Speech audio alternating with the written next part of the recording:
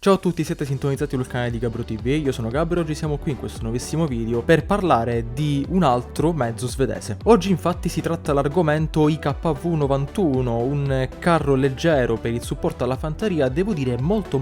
interessante. Come avrete capito questa settimana va così, ogni giorno troverete un video per tutta appunto la settimana di un mezzo svedese, che sia mezzo terrestre o velivolo, e quindi niente, io penso di non dovervi più dire altro se non partiamo con la storia di questo IKV-91.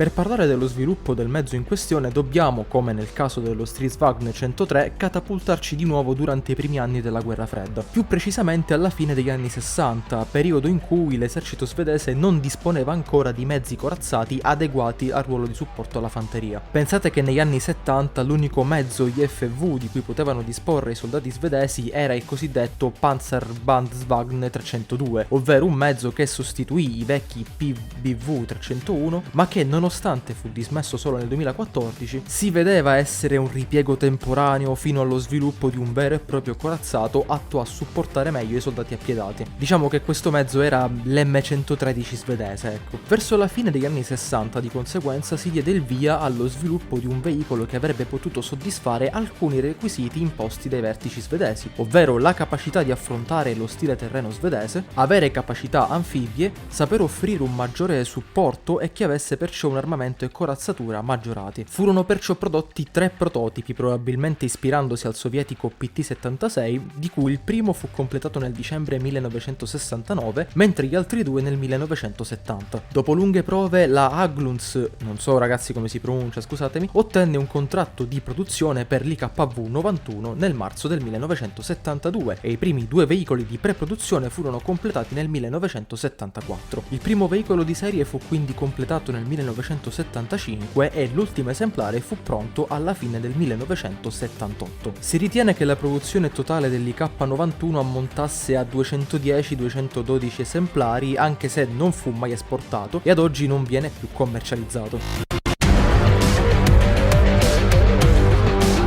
La disposizione dell'IKV-91 è simile a quella di un qualsiasi carro moderno. Esso è diviso infatti in 3 compartimenti principali, ovvero la postazione di guida nello scafo anteriore sinistro, la camera di combattimento situata nella parte centrale del veicolo e il vano motore nello scafo posteriore, separato dal resto grazie ad una paratia. Con una massa di 16 tonnellate possiamo definire l'IKV come un carro abbastanza leggero e compatto, avente una lunghezza di 6,40 metri, quasi 9 se consideriamo anche il cannone, una larghezza di 3 metri e un'altezza di soli 2,32 m e dotato di 4 membri d'equipaggio. Il suo scafo era interamente in acciaio saldato, con la parte frontale abbastanza inclinata e capace, secondo le stime, di resistere a colpi da 20 e 25 mm, mentre le parti laterali erano protette da minigonne in gomma. Per quanto riguarda la disposizione dei vari membri dell'equipaggio, diciamo che il conducente era posto sul lato sinistro dello scafo nella parte frontale, mentre tutti gli altri membri convivevano all'interno della torretta. Per essere più precisi, l'artigliere era situato sul lato destro, mentre il comandante ed il servente erano posti sul lato sinistro. È da notare inoltre come il servente avesse a disposizione, oltre che una botola per facilitare l'entrata nel mezzo, anche un portello nella parte posteriore della torretta atta a buttare via i bossoli vuoti, mentre il comandante non disponeva invece di un'adeguata cupola con sistemi di visione periferica. Il suo armamento principale consisteva in un cannone Bofors KV-90 S73 da 90 mm L54 rigato che sparava colpi HEAT e HE ad una velocità quasi paragonabile al famoso L7 da 105 mm britannico. Dato però il diametro della canna, i colpi erano più leggeri di quelli di un 105 mm e se ne potevano immagazzinare 59 all'interno del carro. E pensate inoltre che con un equipaggio ben addestrato il suo ratio di fuoco poteva essere in media anche di 8 colpi sparati al minuto, che non è assolutamente poco. La canna era equipaggiata anche di un estrattore di fumi e di una manica termica e, sebbene non fosse completamente stabilizzata, disponeva anche di un telemetro laser, visione notturna e un sistema di controllo del fuoco computerizzato per migliori prestazioni in teatro operativo. L'armamento secondario invece comprendeva 2 mitragliatrici Browning da 7,62 o mitragliatrici M39, una coassiale e una montata sul tetto, un lanciagranate leggero l'Iran da 71 mm bitubo montato opzionalmente sulla torretta e 2 banchi di 6 scaricatori di granate fumogene sui lati posteriori sempre della torretta. Parlando ora della sua mobilità mobilità diciamo che il carro utilizzava un sistema a barre di torsione ed era equipaggiato con un motore diesel a 6 cilindri in linea Volvo Penta TD 120A, in grado di sviluppare ben 330 cavalli di potenza, permettendo all'IKV di muoversi a più di 65 km/h su strada, ma di non perdere molto nemmeno off-road, grazie soprattutto alla sua poca pressione sul terreno, ai suoi larghi cingoli e al suo già citato sistema a barre di torsione non dotato di rulli di rinvio che permette ad ogni sua ruota di muoversi in maniera indipendente. Come già accennato, il mezzo era anche anfibio e capace di muoversi in acqua ad una velocità di 7 km/h aiutandosi coi cingoli. E piccola nota da sapere prima di concludere, durante i primi anni 80 fu ideato e sviluppato un prototipo di IKV denominato IKV 105 che differiva coi precedenti esemplari per via dell'adozione di, come suggerisce il nome, un più prestante cannone Bofors da 105 mm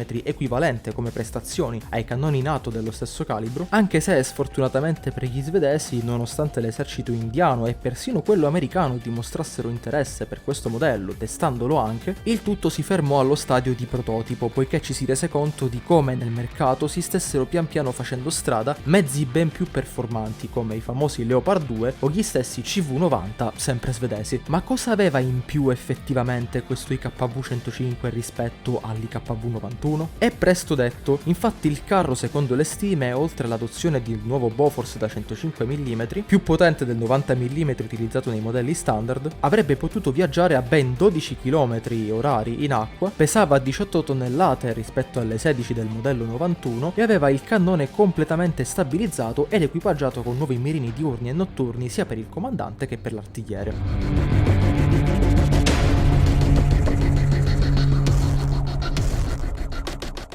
Ragazzi, il discorso è sempre lo stesso finché parliamo di mezzi svedesi. Come ben sapete, essi non parteciparono infatti mai a nessuna guerra, ma solo ad esercitazioni e test comparativi. Tuttavia posso raccontarvi almeno di come questo mezzo fu usato in patria. Diciamo infatti che i 200 e rotti IKV furono prodotti in un lasso di tempo molto breve per gli standard occidentali. Ci vollero infatti solo 3 anni per completare tutta la produzione e grazie a questo gli svedesi poterono da subito distribuire ai vari reparti, in tempi più che ragionevoli, questo carro. Gli esemplari fabbricati furono assegnati organicamente alle brigate di fanteria che disponevano di una compagnia di 12 veicoli ciascuna con funzione di cacciacarri, sebbene avrebbero potuto utilizzarli anche come veicoli da ricognizione. Dopo tanti anni di onorato servizio però è negli anni 90 che l'esercito svedese incise la parola fine alla vita operativa di questo mezzo, sostituendolo con i più moderni Leopard 2 in loco denominati STRV 122 e i CV90 ritenuti in grado di svolgere, secondo la dottrina svedese, gli stessi compiti del mezzo protagonista del video. E con questo direi che anche io posso porre la parola fine a questo video. Quindi, detto questo, io spero veramente che il video vi sia piaciuto, spero soprattutto che vi abbia un attimo stuzzicato la curiosità parlando di questo veicolo. Per quanto mi riguarda, come penso avrete capito, io ritengo in generale un po' tutti i mezzi svedesi molto interessanti per i motivi che già ho detto nei video precedenti, e che un po' mi spiace che non siano veicoli e velivoli molto, diciamo, trattati soprattutto su YouTube Italia, o almeno io ho visto veramente pochissimi video in italiano che parlano di alcuni mezzi svedesi. E tra questi io come sempre vi consiglio il canale di Mondo Militare, che appunto ha parlato di, o comunque ha fatto un video nello specifico dello Stridsvagn 103, anche se ripeto, a parte lui, poi per il resto non ho visto video particolari di italiani che ne parlano. Ma va bene, questa è una mia considerazione e stiamo un attimo divagando. Quindi come sempre vi ricordo di iscrivervi, di commentare, di condividere il video, di attivare soprattutto la campanella per non perdervi le notifiche, e noi come sempre ci rivediamo ad un prossimo video. Ciao ragazzi!